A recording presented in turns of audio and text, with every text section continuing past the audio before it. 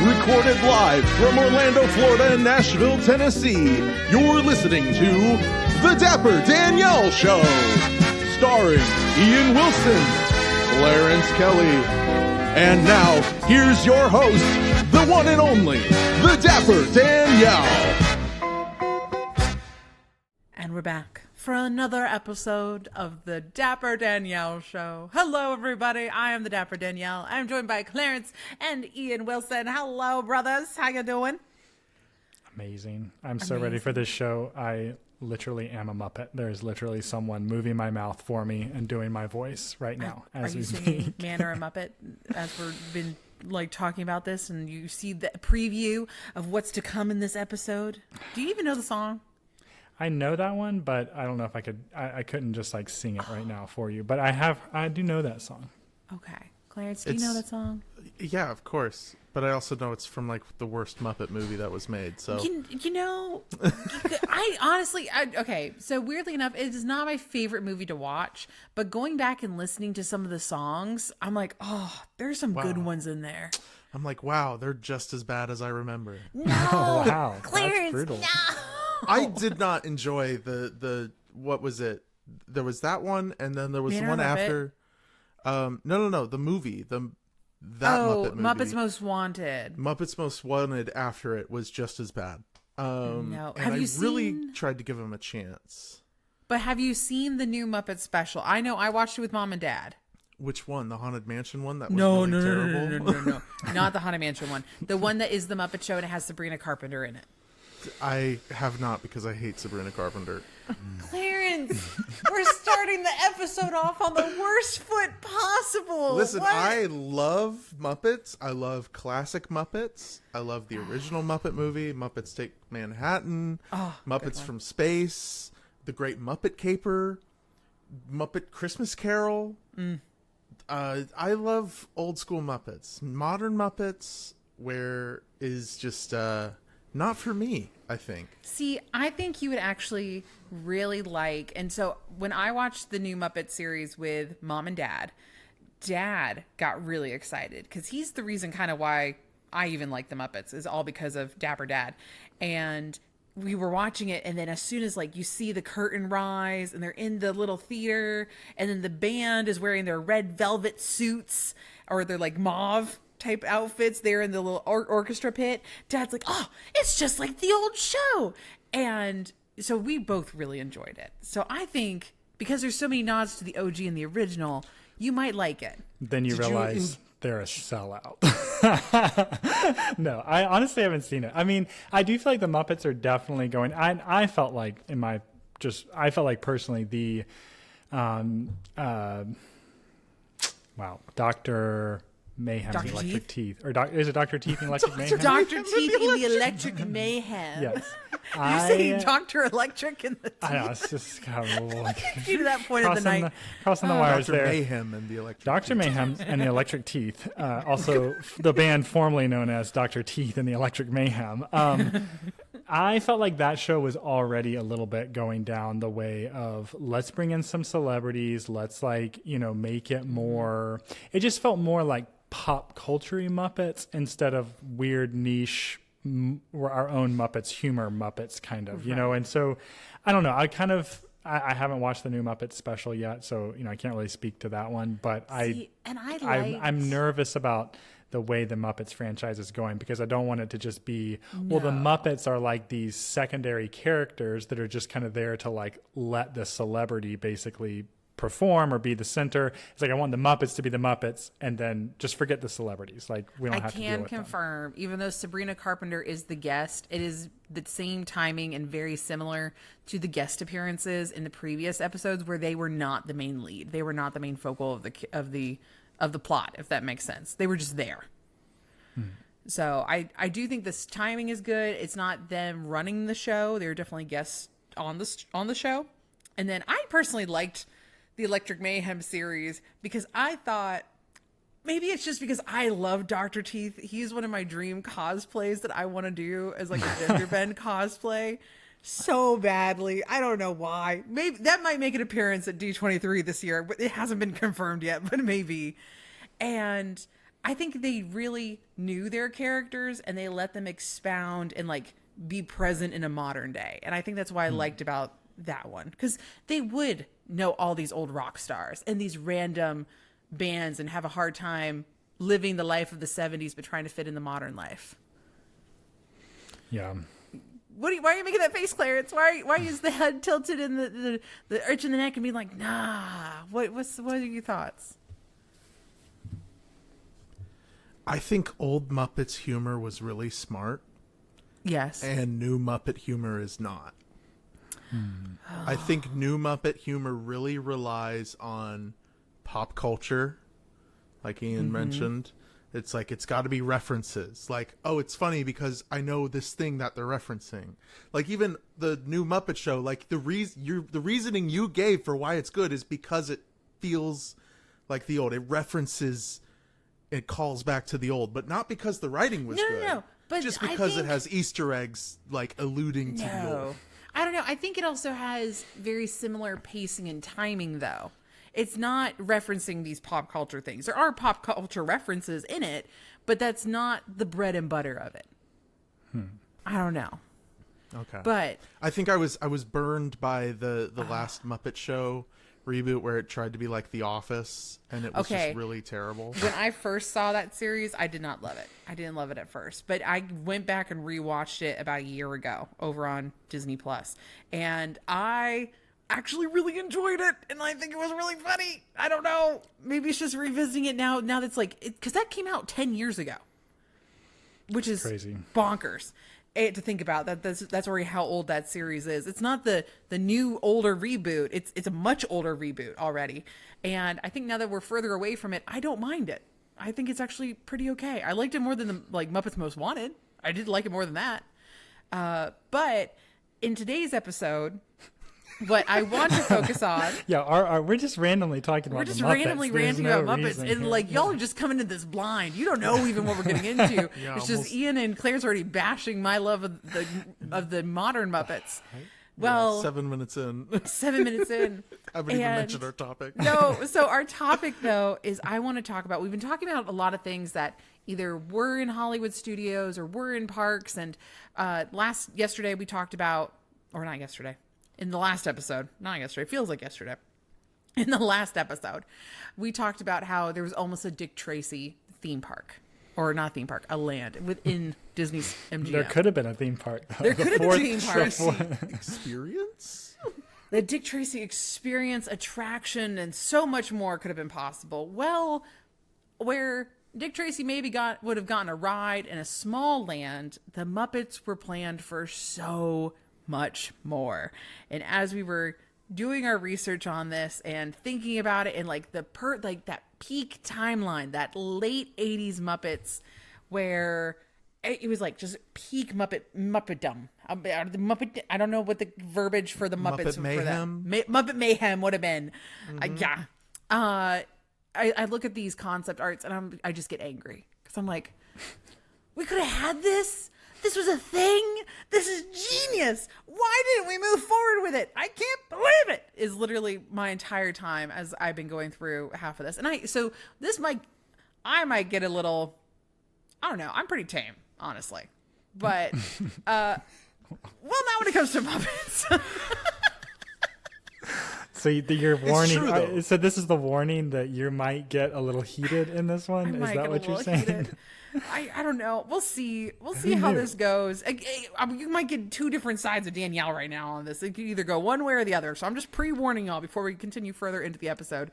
I'm going to make it my mission to bring out the right side of Danielle in this episode. You just want to keep hoping. I'm going to bring out the wrong side of Danielle, whatever that means. So you got the angel and the devil on your shoulder over here with me and Ian. Right. And it's just you guys in Muppet forms. Just like Muppet forms. Waka waka. Waka waka. Do the thing. Oh my gosh. I could totally actually see that in my mind. I was thinking more of the little mini Kronks on either side of your shoulder, kind of just helping you out along the way. Right. Oh my goodness. Something I did as we were just starting this, before we get really deep into the topic, since we're talking about old Hollywood studios. Oh, yes. You know what could have been really funny, maybe cool, is when I said Dick Tracy experience, you know where my mind went was the Star Wars Galactic Cruiser that was behind Hollywood Studios. Halcyon, yes. So if we had a Dick Tracy interactive hotel. Yeah. And interactive. So halfway through the night, the mobsters kick down your door and say, "You got to pay or we're going to put you out in the street right now." They hold you out over the window and they're just like by your collar and it's like, "Pay now or else we're dropping." You have the couple from the middle of wherever just being like, "Oh, look, Tom, it's so interactive. Take a picture. Look, we're being held at gunpoint. This is amazing." Did you get good sleep last night? Honestly, the constant Tommy Gun soundtrack that was playing all night long through the gritty streets of Chicago made it kind of hard to rest. It was great ASMR. I thought it was fantastic. I was really confused why the prostitutes kept knocking on the hotel room doors to try to solicit business. Did you leave the sign out, Tom? We didn't want to add on that service available to our stay. That was concierge level. That would be so good. Oh my gosh. And now we need a Muppets interactive role play hotel where there's just Muppets everywhere. We could have had that. Honestly, down to like the Swedish where chef. this would have been. Room service. Room service. Room service. Quick up. Come on right up. Yeah. Room service with the Mickey wafer. No, and then Rizzo the rat and just a bunch of rats are your bellhops, and then they're Or just crawling on the through little vents carts. in your room. Yeah. Or no, literally, it would just be the Happiness Hotel from the Muppets. Which one is that one? Great Muppet Caper. Great Muppet Caper, and literally you're just coming into this like run-down shack that's just run by random Muppets, and then you just have this like fold-out bed. Oh my goodness, honey, it's just like we're in the movie, and then you get slammed into the wall. That'd be amazing. The Dapper Danielle Show will be right back after these messages.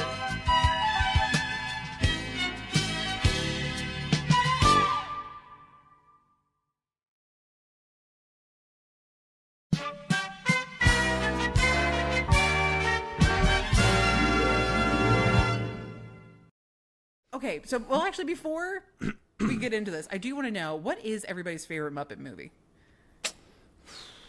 Ian, do you have a favorite? Are you that familiar with the Muppets? I am fairly familiar with the Muppets. I will say it is like a goal of mine right now to rewatch all of the Muppet movies because I feel like I watched a fair amount of them as a kid, but I just kind of have these like bits and pieces memory of them. And I feel like after watching some of the Muppets again, I have a renewed appreciation for some of the jokes, some of the humor that probably as a kid I was just kind of like.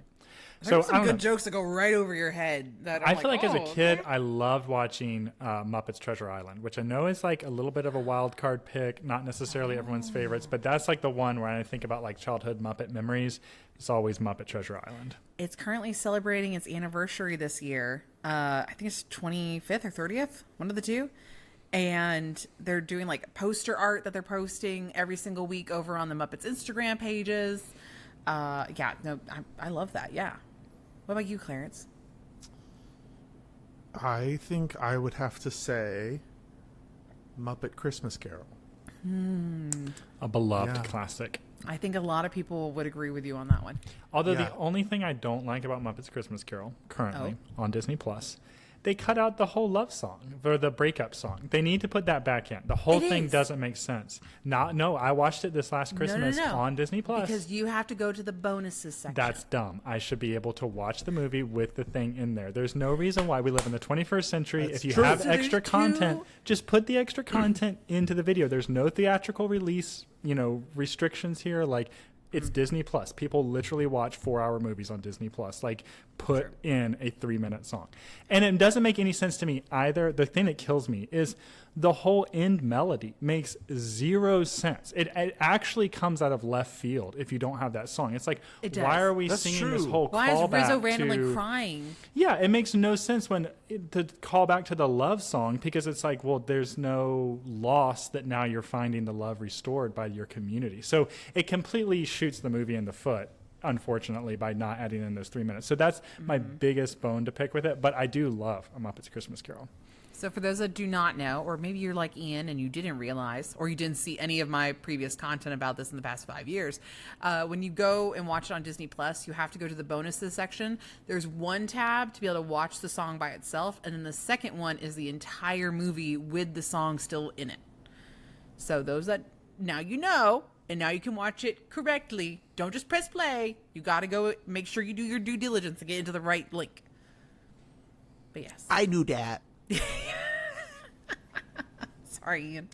What is I did see a line too. Sorry, this is so random. What's the guy's name? Fozzie Bear. Yeah, I saw a line too that said that Michael Caine should have won an Oscar for being able to deliver the line, "That's old Fozzie Wiggins' Chicken Factory" or whatever, with a straight face. And I was like, what is it? yeah, What is it called? that's kind of Fuzzy true. Wig. Yeah, Fuzzy Wig or Fozzie Bear or Fuzzy Big, whatever the Fuzzy character's Wig's Chicken name The is. Christmas party at Fuzzy Wig's Rubber Chicken Yeah, Factory. it's like, yeah, that is actually pretty hard to say with a straight face. Like, Yeah. But he says it with such sincerity. yeah, totally. It's so great. Yeah, There Michael was- Caine, underrated role for him in that movie for sure. Because who was in? Oh my gosh, I'm blanking on the name. The guy that was in Muppet Treasure Island. Fantastic. What's his name?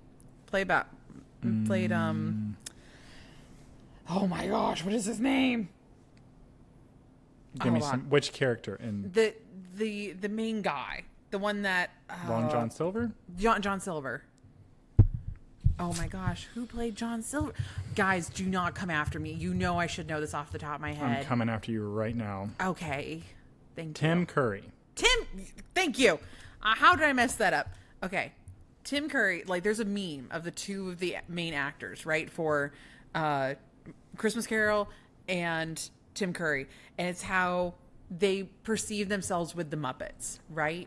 So, what's his face from Christmas Carol is Michael Caine.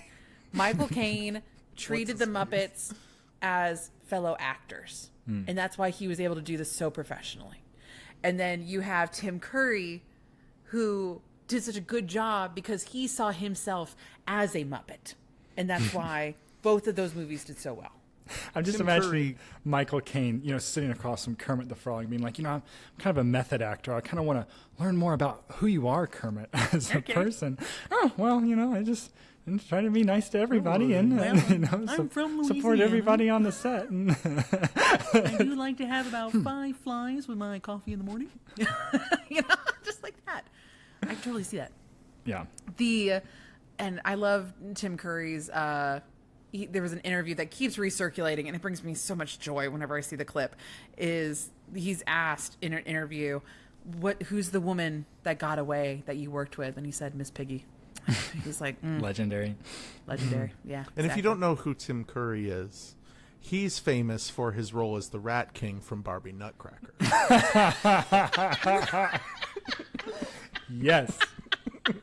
An iconic villain right there. An iconic villain. Iconic. More so Wow. than Rocky Horror Picture Show. That is. More than I don't know what that anything is. I've else. never heard of it. No, but we do know Barbie Nutcracker. I mean, anything else like more mainstream that he was in? No, no, he was- nothing comes to mind. He was the voice of the Smog in Fern Gully. Oh. And that's Yes. singing, yes. Is that a Disney movie or something? No, it's not a Disney movie. But yeah, so good movies. My personal favorite, though, I do want to put it on the record, is Muppet Caper. That is the best Muppet movie in my personal opinion. Best soundtrack, best bangers. I can listen to that soundtrack over and over and over again. Oh, so good every time. But with these Muppet things in mind, let's talk about what almost came to be at Disney's MGM Studios in right after the park opened, right? Mm-hmm. So Hollywood Studios opened up in 1989. And during this time, like right beforehand, like there's already talks about, when the park is opening. Construction already happened into 1987. Around the same time, Eisner and Jim Henson started having conversations. My guy. Which one? Eisner, Jim's of my guy in course. this one. Eisner, of course. And they're going back and they're having conversations. And basically, Michael Eisner is just like, hey, Jim, we want to go ahead and get a hold of your Muppets. We want to bring them into Disney. We think they'd be really great. Okay, why are you laughing? Did I say something wrong? We want to get a hold of your Muppets. That just sounds so weird. I think it was funny too because I was thinking of Michael Eisner, like, wanting to drive the Muppets, thinking of him talking to Jim Henson saying, yeah, I kind of want the Muppets to show a little more leg, you get them all just chest up on the screen. I kind of want to see a little more leg from the Muppets. And then you drop that right after I'm thinking about that. If I want to get a hold of your Muppets. I was like, oh my God. Eisner's in the car. He just turns to him. He's like, Jim, I really want to get a hold of your Muppets. Yeah. It was just, anyways, yeah. I mean. Anyway, continue. focus. Yeah. Focus. Get your mind out of the gutter. So they're having these conversations, and so Michael Eisner has these grand plans of how the Muppets can be incorporated into a Disney park. And one of the first things is, for sure, that's like gonna happen, is going to be a land dedicated to the Muppets. And so all this stuff is happening. They're getting ready for multiple different attractions, restaurants. And during all this, not only is Muppet Vision 3D being filmed, but a special is being filmed in 1990 that I'll get into here in just a little bit. But let's talk about what was going to be in Muppetland. The main, we'll call it the e-ticket attraction. The main e-ticket attraction was not going to be Muppet Vision 3D. Muppet Vision 3D was kind of just going to be like the other one, the theater sit-down one. The main one was going to be a dark ride, right? Mm. And it was going to be a Muppet twist on the Great Movie Ride. We would have two versions of honoring the movies. A true honor of the movies and Great Movie Ride. The second one, the Muppet-fied version. Yes, which I do think we touched on this briefly. We did. In a news section in the first season of the podcast. So, but we did not go into depth on it. So I'm interested to hear some more details about this. Some of the concept art for this, I think, is hilarious. I want prints of just this concept art. Some of this was brought out. There was specifically, I think this is his name, Marcello Vigliani. He worked with Disney Imagineering and also with the Muppet team. So he was a Muppet artist, went back and forth, and he released here in the past couple years this concept art. It's finally come to light, and we've seen more of this concept art. And there are different show scenes that your little vehicle was supposed to pass through. It's kind of unclear if it was supposed to be an Omni-Mover type attraction, or they would be separate cars similar to Great Movie Ride, but there wouldn't be just the two long cars. It would be smaller individual cars moving in a different pacing between all of them. And you would pass scenes recreating with the Muppets, picture it, Peter Pan, and everything going wrong. So all these Muppets are trying to refilm these films. So the rats are usually behind the camera, or Gonzo or Animal is behind the camera. And then you have Miss Piggy as Tinkerbell holding on by one rope. And then you're passing around the scene of her falling and running into things. And these would be like Muppet animatronics. And the closest thing that we kind of have seen of this is I don't know if you guys have seen videos of this. It is the Muppet Traffic School that went to a couple of the malls. Yes, and that's the thing we covered in the news segment. Yes. Was because that kind of emerged last year at some point, some new videos and stuff of it. New videos, and then somebody that actually got a hold of some of the animatronics and was bringing them back to life. They've stepped forward with this too. So some of those same animatronics, that was kind of testing grounds for what this attraction was going to be, which is amazing.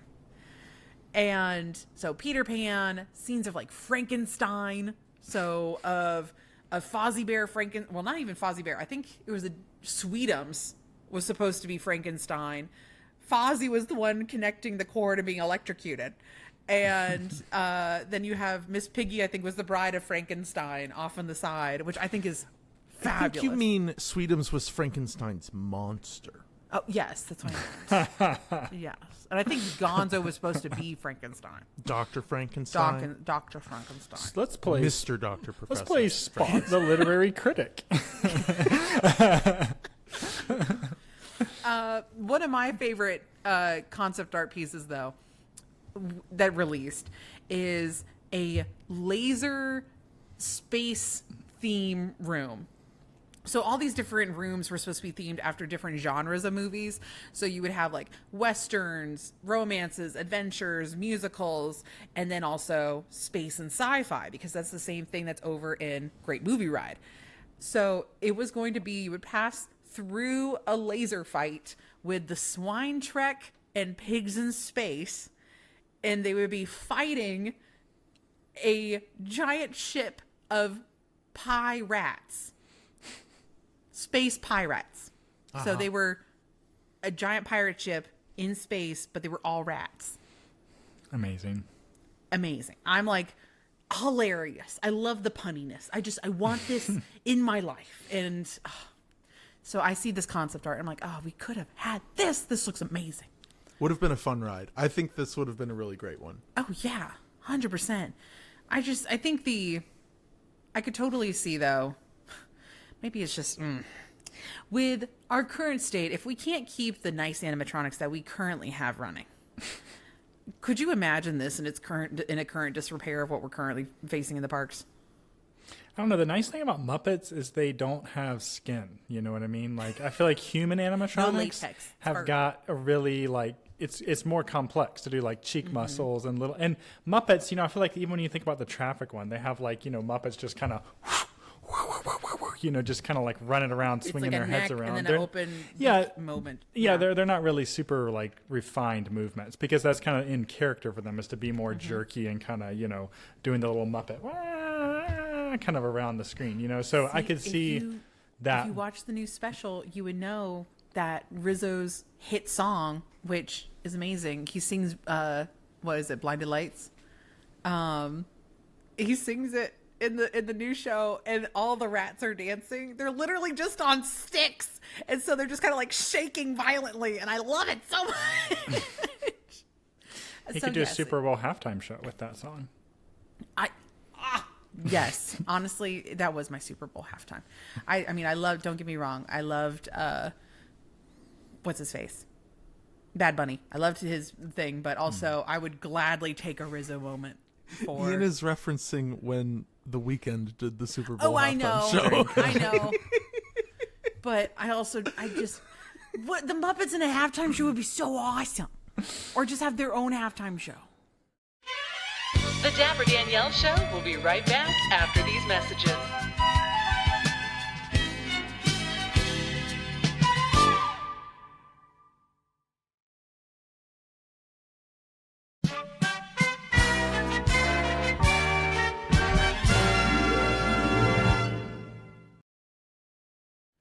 I don't know. Or you know what they need to do? Bring back the Disney Channel games.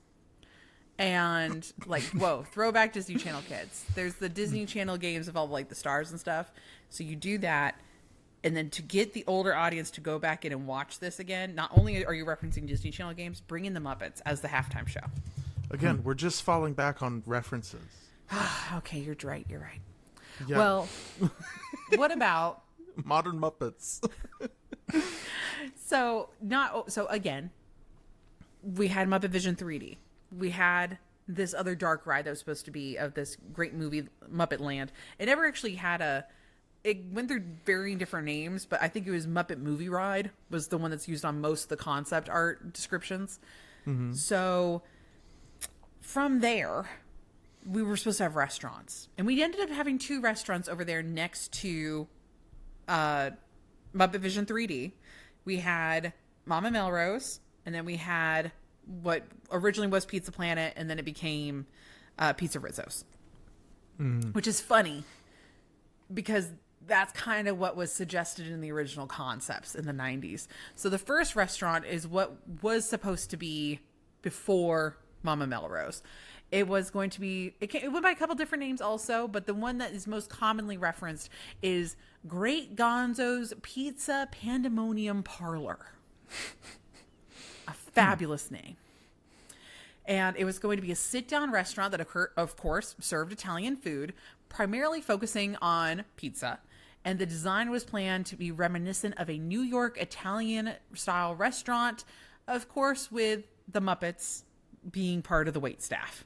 So in these beams up ahead, so they would still have like the traditional Italian restaurant vibe of like the open brickwork on the inside, the checkered tables, the booth area, kind of very pizzeria type vibes. And then also like the warehouse style, kind of like a spaghetti warehouse kind of thing. Like the open ceilings and stuff with all the ductwork and everything. Exactly. Giant ductwork and these beams going across. Well, in these concepts, there are supposed to be animatronic rats traveling and delivering pizzas using various types of like one's on like a skateboard. A lot of them are on roller skates. They're on unicycles. And I love the two that are on unicycles and they're carrying a giant submarine sandwich. That's pretty funny. And so they were supposed to be delivering the food to the guests in the restaurant up above, which I think is amazing. So there's a couple of different things that were referenced. There's also these TVs that are scattered around all over the restaurant. Some concepts suggested that they were going to be at the tables. A lot of the drawings are of them up on the walls and where just in the corners, kind of where you can just see them everywhere. And I'm kind of wondering if that played into prime time. You know how like prime time has the TVs everywhere? I think it's kind of similar concept. But That's these TVs, we're going to have Swedish Chef, which I think is hilarious. Perfect. Well, is it though? Because it was Yes. supposed to it was supposed to be like you could see your food being made. For better or for worse. No, I trust Swedish Chef with my life. I would trust him with my pizza. Even if a rat fell into it, it was folded in, you know? Just adds to the flavor. I mean, accurate. So I love the concepts. There's also some other concepts too, where in the giant ductwork, there was supposed to be, you wouldn't necessarily see them, but you would hear them. It was supposed to be Gonzo traveling around up above with Camilla. And so you would hear Gonzo like, "Look, Camilla, they have a pizza!" Like something cute like that. Interesting. Which I think is fabulous. So there was definitely what I'm hearing is that in these concepts, there was definitely some Pixar executives sitting down on it and was like, oh, rats making food in the kitchen. That's a good idea. Rats making food in a kitchen. Yeah, traveling around the ductwork. Yeah, okay, let's do that for a movie. Cancel the land. No, but we can't seem too copycatish, so we're not going to make them Italian. We'll make them French. Yeah, exactly. Who knows? Actually, I would be very interested to see if somebody from the animation studio or WDI just went over to Pixar shortly there afterwards. Hey guys, I have a concept. Let's talk about it real quick. My concept is there's this chef. Ethnically, he's not Italian. He's from a Nordic country, and he wants to make really good Italian food. And they're like, we don't like that idea. Okay, what if there's a rat that makes food? We love that idea. Let's go with that one. Yeah, no, really. I don't know. Conspiracy theory right there. I kind of love it. Yeah. Well, along with the sit-down restaurant, of course, there has to be a quick service option because not all guests want to sit down and spend too much time in the park. So the quick service was supposed to be called Hard Luck Cafe, and it was supposed to be a spoof off of the Hard Rock Cafe. Okay. Amazing. And in this concept art that we see, it again is like that warehouse feeling, but the main difference is that from the floor to the ceiling, it is covered in Muppet memorabilia, random rock crossover Muppet art, and everything Electric Mayhem under the sun. So dangling from the ceiling, there would be a piano. Actually, it looks kind of like something Gonzo would fly. It's actually an airplane made out of a piano with a guitar sticking out as a tail, and then the wheels are 2 drums and a cymbal. Interesting. Very I think it interesting. would take flight. I think it would. If Gonzo shot it out of a cannon, absolutely, I think it would. I love this. There's also in the back, I don't know if you can see it, you guys, but there is a Kermit with the guitar and the American flag, and he's like mid-strumming. Mm-hmm. That is a real poster, and I love that it made reference into it. Do you know which artist, Danielle? What is the artist? I'm asking you. I don't know the name of I know the Muppet. I know the Muppets artist. I don't know the actual name of the rock. It's a Kermit. Yeah. It's Kermit the Frog. Kermit the Frog, the best guitarist in the world. I'm genuinely drawing a blank on it, and I should know this. Do I need to look it up? Here. No. I messed up the Tim Curry one. Looks like Bruce Springsteen's That's what I was thinking. Born in the Bruce USA Springsteen? album. Yes, it is Springsteen. 2 for 2. 2 for 2 today. I just want to say, Dapper Mom told me to shout it out. I got another musical reference right. Yes, today. you did. What can I say? Y'all, I love how, okay, so for extra context and to all this, so Ian didn't grow up as, like, you grew up with Disney, but not to the same level that we Kelly kids did. I was one of those plebeians that didn't stay on club level every time I went to Disney World. I just had to eat with the commoners for quick service we didn't instead either. of We having also my Fort Wilderness kids there for a while. dang table. What was your table thing membership called? Tables in Wonderland. Tables in Wonderland. Yes, I did not do tables in Wonderland. I didn't have cable to learn how to draw Mickey Mouse. I didn't have, cable to learn all the Disney stars, We didn't have cable either. We were PBS kids. Thank you very much. Yeah, we were watching Arthur. Yeah. We had VHS tapes though. We had a lot of VHS We had a lot tapes. of VHS. We had a lot of VHS tapes too. No, yeah, but continue, Danielle. Anyway, what was I saying? Oh, but no, shout out to you because what was the conversation? I just got a text message from Mom of her being so surprised. Your mom that was you knew the reference, and Mom's just like amazed. Your mom was trying to figure out some type of flower growing in our garden and was like, "What's that song from Alice in Wonderland about the petunias?" And I was like, "The Golden Afternoon song." And she's like, "I don't think so." And then she looks it up. She's like, "Oh, it's Golden Afternoon." It's like, yeah, exactly. And you're like, yeah, no, I love that so much. Which I will say too, this is my other claim to fame. We can bleep this out maybe. I have beaten the Dapper Danielle and all of the Dapper family in a Disney trivia game in their house that they own. He has. I'm not going to bleep that out. I think would be a great bonus episode. Is You to just, deserve it, Ian. You deserve the Thank recognition. Thank you. Yeah. Listen, I haven't done anything else with my life, okay? No, I do think that'd be funny, though, is to go to Goodwill. Because I see at Goodwill sometimes, like, Disney trivia games, and just buy a random Disney... Like, just go to Goodwill, like, once a month. Try to find something Disney-related, like a game like that, and then play it as a bonus episode of just, like, here's this random Disney game. Who can win? Here's the thing. I feel like either you or I, Ian, would do really well, and Danielle wouldn't do well because the weird history stuff that Danielle knows wouldn't be in a trivia game. That is So really true. My history, like, even, what was it? So Beastly Appetite is currently in town from California. And so I was seeing him over at Epcot before recording this episode. And he was texting me earlier and he's like, Danielle, why don't you have the sip and savor pass that we have over in Disneyland?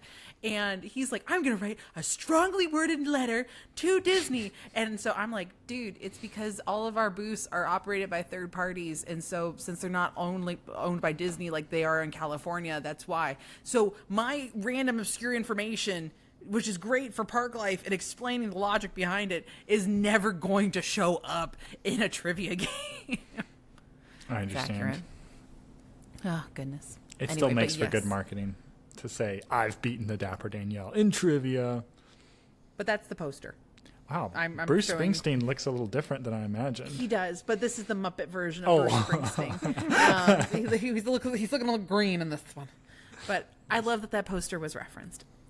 That's what made me giggle when I saw this concept art. But the concept art looks really, really cool. And I noticed the stairwell right there. In the far left side of this concept art, there is a stairwell that goes up onto the second floor, and it looks a lot like what became Pizza Rizzo's. And so the pizza theme did eventually come to fruition, but originally it was Pizza Planet. And all these concepts fell apart because Jim Henson suddenly passed in May of 1990. And so it was a mutual agreement, but the official acquisition never took place. So all of these plans were made, and Jim Henson was part of the contract. So Disney actually was the one that argued with the Henson family. And when Jim passed, they were like, oh, we don't really want it anymore. Because they were really paying for Jim Henson's creativity and for him to be the creative director over the Muppets afterwards. I love this. I think too there was definitely a question of if the Muppets would continue as like a media empire after Henson passed. Like I think there was a big question mark there. So it kind of makes sense that it would kind of just suddenly stop. Like, oh, like the guy that was leading the charge, like, because brakes. Henson was Kermit, right? Let me just the dumb question, but he played like 2 or 3 characters. Did you miss Piggy too, or was he just Kermit? That he did. Was Kermit, that Frank Oz? That did Piggy? Yeah, that was Frank Oz. Okay. He did play a lot. But he did a of couple of other characters. So it's like like even on kind of Sesame the same. Street. It's like it is. It's not just I am a figurehead like George Lucas passing away, and then Star Wars. It's like Darth Vader's voice is gone. Also, it's like, Frank Oz, I guess that's kind of Darth Vader and Yoda, or Darth Vader was James Earl Jones. But anyways, all this to say, it's like losing a couple of voice actors, a couple of characters, and driving the humor and everything, because Jim Henson was in all that. So I can definitely see the hesitancy, but at the same time, it's comical. I feel like after last episode talking about Disney being like, we're so sure about Dick Tracy, and then it's like, we're just 50-50 on the Muppets. We don't know if it's really like a lasting. It's like, what? Like, how do you not pick these things? Not good at picking winners sometimes. To not go gung ho into. Like, you chose to really bet a lot of money on Dick Tracy and not on the Muppets that already had an established connection. Well, let's keep in mind the established brand of Dick Tracy that had been around since 1950. 1930. Since 1930, even longer. Okay. True. So, but Muppets, as a comic, but also as like just radio show and like there are other renditions of Dick Tracy as a brand throughout history. True. And so there was a lot of name recognition. It had lasting power. And they were trying to find their comic character to compete with Warner Brother. So, like, that makes sense. The Muppets in the 70s and 80s, still very new. Still, that's why the Muppet Show had such, like, niche stars on, because they couldn't afford big actors. And, like, production Julie Andrews was was on there. Elton John was on there. Well, not until later seasons. Not until later. Yeah, early seasons of the Muppet Show were, like, small actors or musicians. You would get people that maybe a lot of the general public wouldn't know. True. A banjo player on Murders in the Building. Short. Yes, even Wally Bogue, even Steve Martin. Steve Martin. Steve Martin was like an early guest on the Muppet Show, and he was not well known. Wally Bogue would have been the same. He was only famous in Disneyland. Yeah, and same with Buddy Rich, which people knew Buddy Rich's music, but they didn't know him as a person, and he would like appear on the Muppet Show. So like, that's true. I think at the time, the Muppets were still fairly young in the grand scheme of things, and so a big corporation like Disney that was already struggling after, because Euro Disney released and opened in what, 88, 89? No, they would be building Disneyland Paris, because Disneyland Paris opened in, hold on, I should know this number off the top of my head. I think it was Euro Disney when it opened. It was Euro Disney. Or the whole thing was called Euro Disney, but the park is called Disneyland Paris? Not until later. Not until later. You're right. Opened in 1992, so it would have still been under construction at this point because Hollywood Studios opened first. Okay. So I think if I'm thinking of it from a business perspective as a corporation, as Michael Eisner, I'm putting myself in my favorite CEO's shoes. I'm looking at the Muppets and I'm seeing a recognizable brand, but one that doesn't have the proven staying power of Dick Tracy. But I guess in my mind too, it's like, okay, recognizable brand, medium success, mid-level success, unknown, big creative just dies. You're the biggest partner with them. Easy acquisition, easy, continuation of at least milking it till the year 2000, probably. It's like, okay, we can get another 8 years out of this, another couple Muppet movies, probably. So to me, it's like, yes, I agree. I understand it's not as proven, but it's also like, to me, Dick Tracy, it's like, if I'm comparing the two, it's like, which I don't know why we're comparing Dick Tracy to the Muppets right now, why we're having the show off of the century, Dick Tracy versus Muppets. But to me, it's like, Dick Tracy, proven in a generation that is fading, proving in mediums that are fading, like radio and comics at the time, not really doing very well as it's kind of, it doesn't have anything really to show as we're moving into the film age, the digital age. Muppets, doing good on television, having some success, some critical acclaim. Producer dies, director Jim Henson, every creative mastermind behind it, and it's like, okay, now we have a chance to pick up a quick IP. We know because we just opened Hollywood Studios that we have a really small IP catalog for films that people are willing to come to the park for. This is an easy one that Disney MGM, knew basically. that there was enough customer interest in the Muppets to open up a Muppet-themed park. So they had some idea of, okay, there is some public acclaim for the Muppets. They would come check it out. So I feel like, to me, I'm like, I understand Jim Henson. That's critical. But it's like, I just feel like looking at the two on paper, I'm like, one seems better positioned for the future than the other one. Right. I don't know that it does. I think there was, at the time, too much of a question of if the Muppets would dissolve completely. So interest was created because Michael Eisner and Jim Henson were like, you know what? Let's really test out the waters. Let's create a special that will air on television, and it's the Muppets at Walt Disney World. So it proved as a selling pitch to all these new things that are coming to Walt Disney World, and it opens with Michael Eisner with Fozzie Bear and his mom. And they're inside the Grand Floridian, and the Grand Floridian had only been open for about 2 years. It was still the up-and-coming luxury resort. And so it opens with that, and then it goes into the storyline of Kermit the Frog going on to a family reunion in the swamp. And the family reunion takes place in Florida, in a swamp in Florida.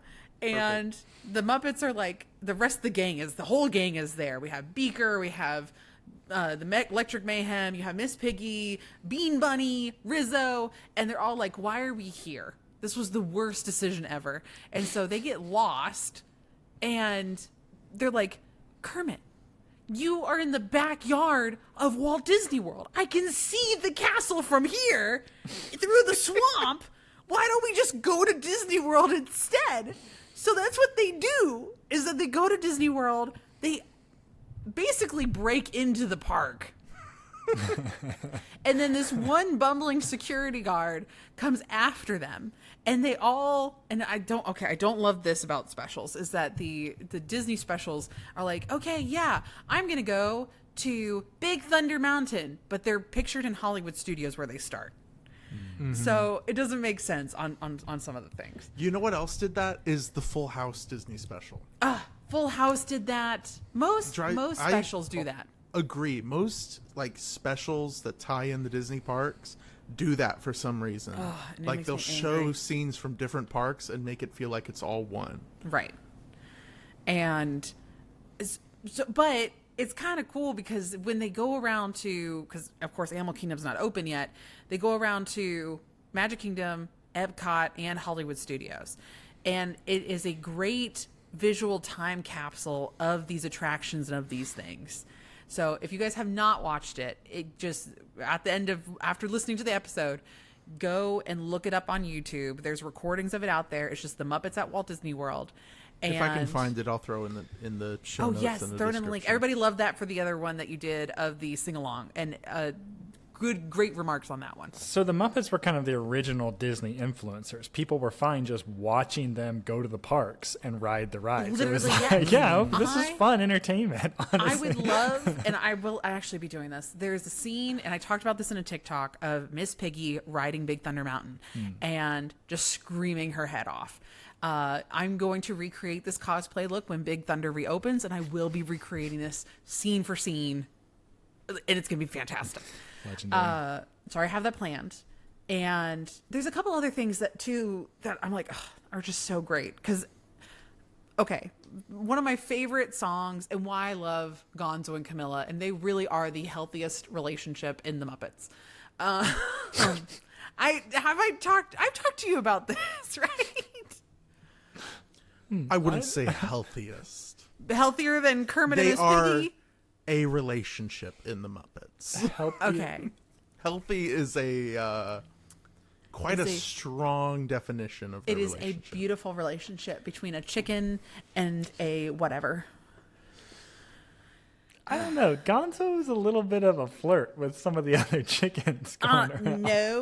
No. He actually, if you watch the family Christmas special, when the turkey starts flirting with Camilla, he's immediately like, "Hey, bird, back off of my girl," and like defends her honor and everything like that. But in this special, one of my favorite songs is they get stuck in the utilidors. And Gonzo and Camilla they go down to the Disney laundry, and he sings a song to her called Love in a Laundromat. And it is a beautiful, beautiful song. And I think it's wonderful. So now, let me say, I'm not saying Kermit and Miss Piggy are a healthy relationship, because they're not. By no No. means. And just because Kermit that's is- another bad example of like another example of a bad relationship doesn't mean that Gonzo and Camilla are automatically good. I think they're healthier. Again, I think they're a relationship. There's not a lot of good marriage relationships on the Muppet Show. It's not known for they're its not. relationship examples. I mean- I wouldn't be taking relationship advice from Gonzo and Camilla. I don't know. I think they're pretty fabulous. And that's why you're Out still of the single.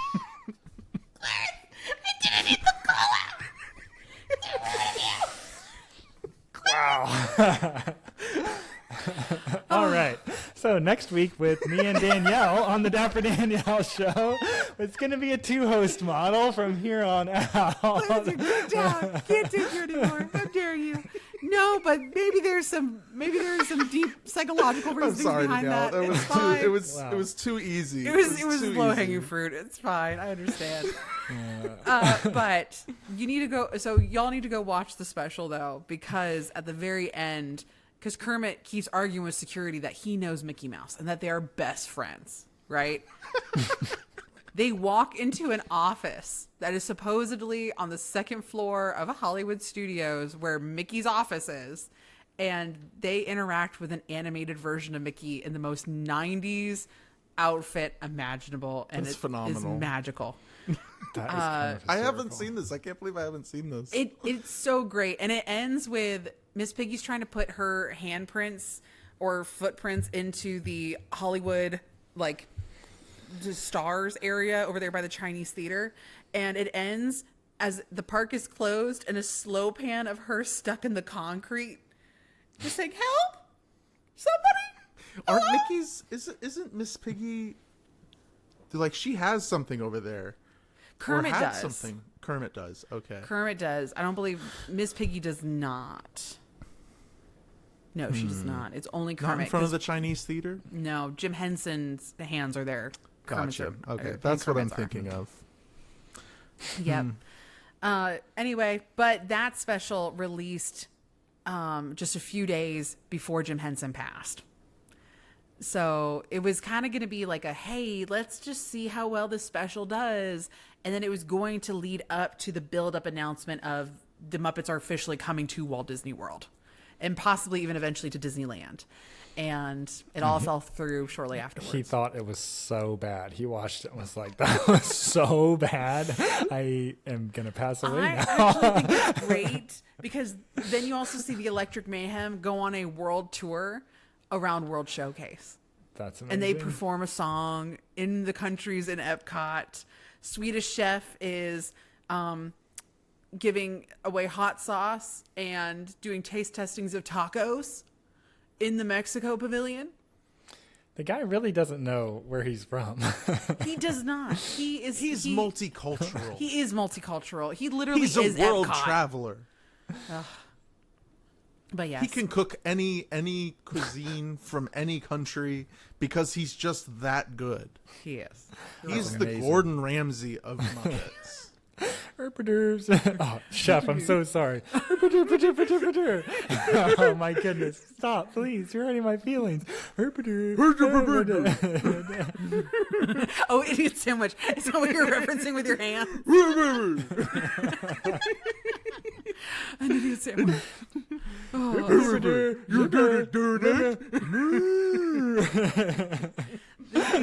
so just sorry to bleep the people out that are just different audio words. listening to this because this just sounds like a lot right now. I'm so sorry. It's so funny. Well, let me go ahead and wrap this up by saying that Disney finally did acquire the Muppets and Bear in the Big Blue House in February of 2004. So it did take almost another 14 years for it to finally come to fruition and for this all to happen. But ever since then, shortly after that is when Muppet Christmas Carol came out. We saw Muppet Treasure Planet, or not Treasure Planet, Muppet Treasure Island shortly there afterwards. After So- 2004? I think it Well- was way before that. Oh no, was it before that? Or Do no, you mean the- after Muppet Vision opened? Yes. When 'Cause did wasn't Christmas Carol in the 90s? 92? So it was 2 years before. Treasure Island was Because 96. it was the first. I think Christmas Carol was the first Muppet movie after Henson died. Yes, and it was distributed by Walt Disney Pictures. So it was before the full acquisition, but it was one of the first ones distributed by Disney. That's what I meant to say. And it was after the opening of Muppet Vision. A year after, yes. Yeah. Wow. It's Crazy. a good lesson, people, to never have verbal agreements and get things in writing. Get in writing. Get that bag and get it in writing. 100%. Yes. All right. Well, that's all I really have to share with you. I'm so happy we finally got to talk about Muppets because we've been alluding to it. I've been talking about it a little bit here and there. And if you guys have a chance to, we're going to try to put up some of the visuals here inside of the recording for YouTube. If not, look up, we'll have links in the bio down below for how to watch the special and do some research and go see what some of this concept art looked like. It is so cool, especially if you're a Muppet fan. Mm-hmm. Yep. All right. Anything else to add, guys? Actually, there are two things I want to add that we didn't get to. We actually have some reviews that I probably should have mentioned in the beginning of this episode. But do you want me to read these reviews real quick for the podcast? Yeah. Sure. Okay, unless somebody else has them readily available because I just This opened is up my our phone. listener mail section. Oh yes, our listener mail section to the episode. Oh my gosh, where was? Oh, it's right here. I got it. Okay, this first one was written back in December. It just took me a second to be able to get to it because it's called a Candlelight Processional Episode, 5 stars. Thank you so much, and this is from Formo Sudoku player Andrea B. And it says, I have to admit, Clarence's alternative show ending, while unhinged and creepy, made me laugh literally out loud. Thanks for that. I would love to hear a lot more of the Dapper Danielle about Dapper Day. Your brief review from this winter was so much fun, but I love to hear more. Thanks. We'll be talking about some of that coming up. If not in here, we will be talking about regular content because this might be one of the first times I might be missing Spring Dapper Day here at Walt Disney World because there's some really cool things that have come up, but I will confirm that here probably by next episode, honestly. So more to come. What did I do at the end of that That's episode? what I was trying to ask too. Do you remember? I remember. What I is remember the creepy? I did a Trump impression of him attending candlelight procession. I think that was it. I'm pretty sure that was it. Was it that? Maybe. Okay. There's a couple other of like Patreon followers. What I'm hearing is we need more Trump impressions. No, we do not need more Trump impressions. We Nobody need needs more that. Trump impressions in each of the episodes. I know Kermit. He's a great guy. Great guy. Doesn't have a lot of leadership qualities that I have, but he's a great guy. I would say if Kermit was here, we may not have gone to war with Iran. If Kermit had his hands on the nuclear codes, be a different story. It's okay. But you know what? I do think, weirdly enough, Clarence, even though I yell at you about your Trump impressions, Do my George impression instead. No, we're good. The listeners on Patreon, they were commenting, and I was talking to some of them, and they're like, "Oh yeah, no, we love Clarence and Ian's opinions on some of these because they're a little out there." And I'm just like, "Yeah." And I was just like, "Yeah." And one of our Patreon followers that goes by Jason the Beach Bum said, "I would love to just have a conversation with your brother Clarence." And I was just like, "Yeah, okay." So maybe what we need to do is really do a bonus, or maybe even just like a virtual hang just with the three of us, but so that way the Patreon family can get to know the two of you a little bit more and ask you their questions, because I feel like, because you don't post, like I post my entire life on social media, you guys do not. This is the most that most people see you guys. So I think they might have questions, and that might be a really good chance for them to ask those questions, because they're just like, what? We know a lot about Danielle. Who the heck are you two? And explain some of your logic a little bit more on certain things. I think that might be good. I feel like I explained it great on the episode. I'm just saying. Did I mention in the last episode about how what I'm bringing to MegaCon and what will be available on Patreon is... Yes. Okay, they are still available for preview over on my Patreon, and they are open to... You can be a free member over there, but if you want to have early access to be able to pre-order them, that is going to only be for the paid levels. And of course, Refresher and is going to get the top access to it first. And if they all snag it up, I don't know. We'll have to go from there. I've seen the pins. They're great pins. Danielle came to me. She said, "Ian, I want your advice." I said, "I'll give you my advice. And it's no problem. I'll give it to you." I said, "I like this one." I said, "I don't know what they're going to like, but I like this one." Guess what? Lots of people like the pin I chose. That's what I hear. Okay, a lot of people like it. They're pretty cute. I'm really excited for them. I hope they show up in time for MegaCon. I've called the manufacturer, and I'm like, "Hey, we're still good, right?" Literally just like that. I literally had a phone call with him earlier. Good times. Put a tariff on them. All right. Well, thank you all so much for listening this far into the episode. We will see you at MegaCon Orlando. This episode will release right before MegaCon. So when we come back, not the next one, the one after. No. I think there's another episode before MegaCon. We still have one more episode before MegaCon, but that one doesn't release until the Tuesday before MegaCon. The Tuesday before is MegaCon. on the 19th through the 23rd. Yes. 22nd? 22nd. 19th to the 22nd. This episode releases on the 10th, and we release again on the 17th, right? Yes. Yes.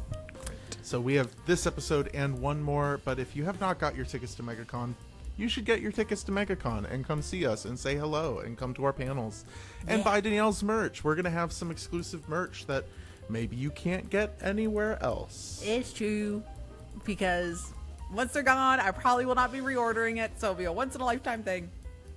Plus, you're going to have Spirit jerseys there. Spirit jerseys, books. Ian and I will be there, so both of us can sign your books. It'll be a lot of fun. I'm really excited for what's ramping up. In Disney speak, this is like a park exclusive where if you buy the ticket, there's things you can only buy inside the event. That's true. And not to mention, I will be there. I will be at the table, dressed in my full suit and orange skin, ready to shake your hands. I will shake your hands. You can stay behind the table and help out. It'll be good. It'll be good. All right, y'all. Well, thank you so much for listening this far into the episode. We do genuinely appreciate it. And until next time, night-night, sleep tight, dream of churros tonight.